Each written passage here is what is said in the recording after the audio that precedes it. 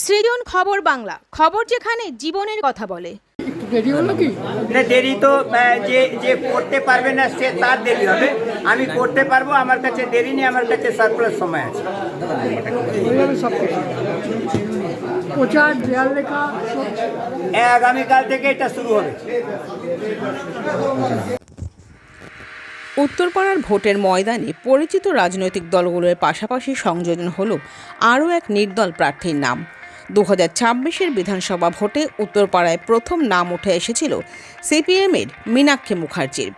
এরপর তৃণমূলের প্রার্থী হন শীর্ষণ্য বন্দ্যোপাধ্যায়। তারও বেশ কিছুদিন পর বিজেপির প্রার্থী তালিকায় নাম উঠে আসে দীপাঞ্জন চক্রবর্তীর।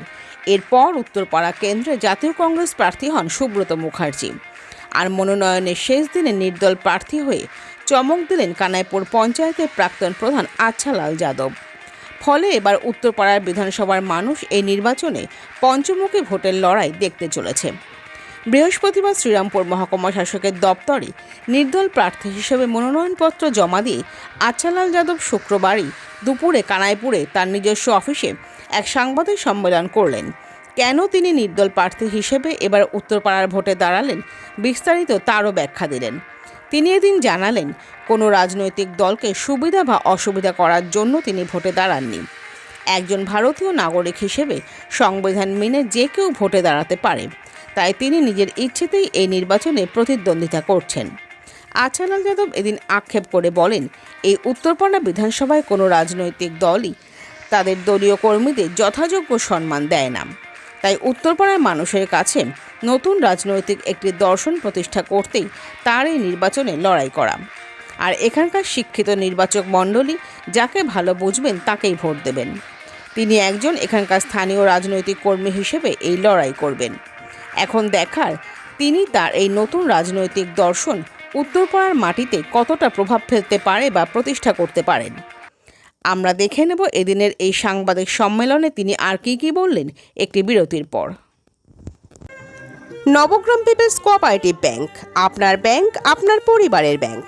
অন্যান্য সব ব্যাংকের মতোই আমাদের ব্যাংকেও সমস্ত ডিপোজিট 5 লক্ষ টাকা পর্যন্ত ইন্স্যুরেন্স দ্বারা সুরক্ষিত। এছাড়াও ব্যাংকের অ্যাম্বুলেন্স ও স্বর্গরথ গাড়ি ভাড়া দেওয়া হয়। পুরী ও দীঘায় সকলের জন্য রয়েছে হলিডে হোমের ব্যবস্থা।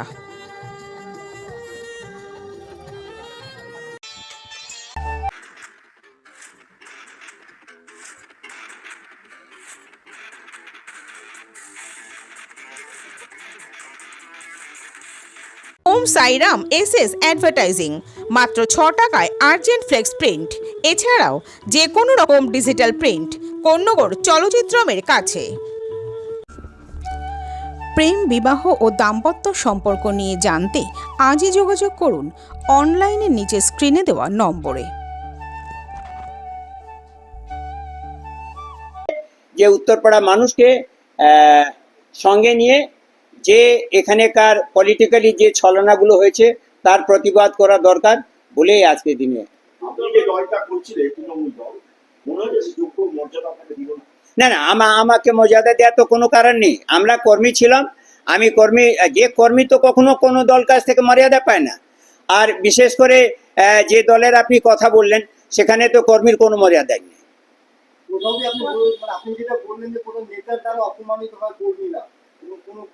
না না, আমি এটা কোথায় বললাম যে যারা কর্মী আছে, সাধারণ কর্মী কখনো কখনো নেতৃবৃন্দের কাছে সম্মান পায় না। শেষের দিকে আপনি দেখবেন 100-র মধ্যে 95-96% লোক এটা কিন্তু ভুক্তভোগী।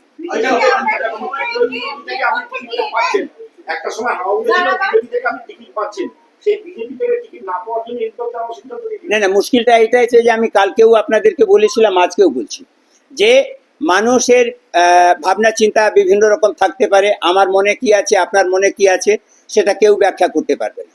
আমি আগে থেকেই ঠিক করেছিলাম যে উত্তরপাড়ার যদি অপমান হয়, যদি লোকাল কোনো প্রার্থী না হয়, আলমারি থেকে অলংকার বাদ করে দিয়ে যদি প্রার্থী করা হয়, তার কিন্তু আমি প্রতিবাদ করব। নিশ্চিতভাবে উত্তরপাড়ার জন্য করব, এটা আমার জন্য করছি না। এটা উত্তরপাড়া ঠিক করবে যে কার সঙ্গে থাকবে। না, আপনাকে বলি, পঞ্চায়েতের টিকিট দেয়নি, এই ইনফরমেশনটা আপনাদের কাছে সঠিক নয়। আমাকে পঞ্চায়েতে টিকিট দিতে চেয়েছিল পঞ্চায়েত সমিতিতে, আমি হাত জোর করে বলেছিলাম যে ভাই আমি আর নয়।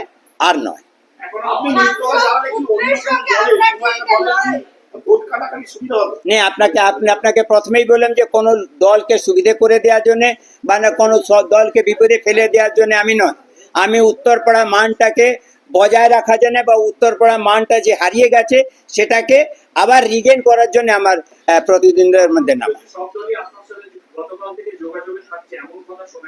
দেখুন, এই কথা তো থাকবেই, যখন আপনি সমাজে আছেন কথা থাকবে না তা নয়। কে যোগাযোগে আছে না যোগা আছে, আমার ফোনটা তো মোটামুটি এই মুহূর্তে আমার সঙ্গে নেই, কিন্তু আমার ফোনটার মধ্যে বিভিন্ন রকম ফোন আসে, নিশ্চিতভাবে আসে। আমি কোন লোকটার সঙ্গে কথাটা বলি, কোন সা বলি না, সেটা আমি ঠিক করি।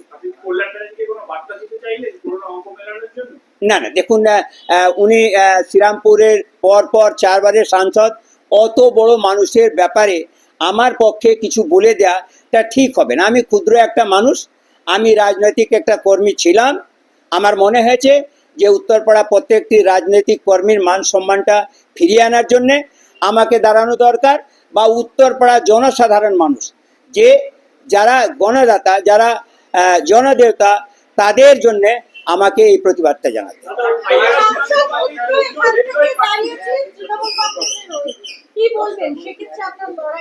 না দেখুন, কে প্রার্থী করেছে সেটা তো তৃণমূল কংগ্রেস আর বিজেপি আর সিপিএম ঠিক করেছে, এটা আমি ঠিক করে দেব না বা আপনারাও ঠিক করে দেবেন না। তাদের নিশ্চিত আছে সেটা হয়েছে দল, হয়তো যে দল রাজনৈতিক দলের কথা আপনি বলছেন তাদের মনে হয়েছে যে এটাই সঠিক প্রার্থী বলে তারা করেছে তাকে। একটা জল্পনা রয়েছে আপনি নতুন কোন রাজনৈতিক আপনি নিশ্চিন্ত থাকুন, আচ্ছেলাল যাদব যখন হাঁটতে শুরু করে, হাঁটাটা কখনো কোনোভাবে কেউ আটকাতে পারে না। আপনারা 2021-এও দেখেছেন, আপনারা 2013-ও দেখেছেন, আপনারা 2008-এও দেখেছেন। আচ্ছেলাল মানে আচ্ছেলাল, ঠিক আছে, আর আপনারা 2018-টাও দেখেছেন।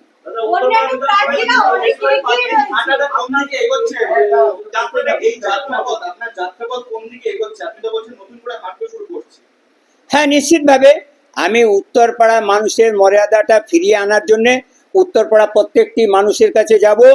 আমাকে মানুষ আশীর্বাদ করলে নিশ্চিতভাবে ফেরাতে পারবো। আর যদি মানুষ আমার সঙ্গে না যায়, বিচার তো করবে জনগণ, বিচার আমি করব না। প্রতিদিনেতে যে কোনো দল যেতে পারে, যে কোনো লোক যেতে পারে, ফাইনাল ভার্ডিক্ট যেটা আসবে সেটা জনগণের কাছ থেকে আসবে। না, প্রতিপক্ষ তো এখানে কেউ নেই, প্রতিপক্ষ বলে আমি কাউকে মানি না। আমি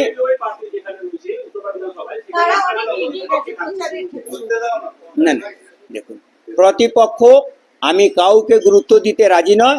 কারণ আছে যে জনগণ ঠিক করবে যে K at the end K winner হবে। তো এখানে প্রতিপক্ষের কোনো গল্প নেই। আর মানুষ যেই নির্বাচনে দাঁড়ায়, জেতার জন্য দাঁড়ায়, হারার জন্যও দাঁড়ায় না, আর হারিয়ে যাওয়ার জন্য দাঁড়ায় না। মাথা নত করা তো ভাই আমি শিখিনি। এমনিতে 5 ফুট 3-3.5 ইঞ্চি মানুষ আছি, মাথা নত করলে তো আরো ছোট হয়ে যাবে, আপনারা আমাকে দেখতেই পারবেন না, চিনতেই পারবেন।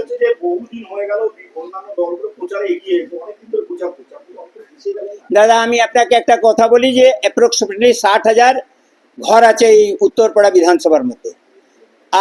আপনি নিশ্চিন্ত থাকুন যে এই 60,000 ঘরকে আমি আগামীকাল থেকে নিয়ে আমি 27 তারিখের মধ্যে নিশ্চিতভাবে টাচ করে দেব।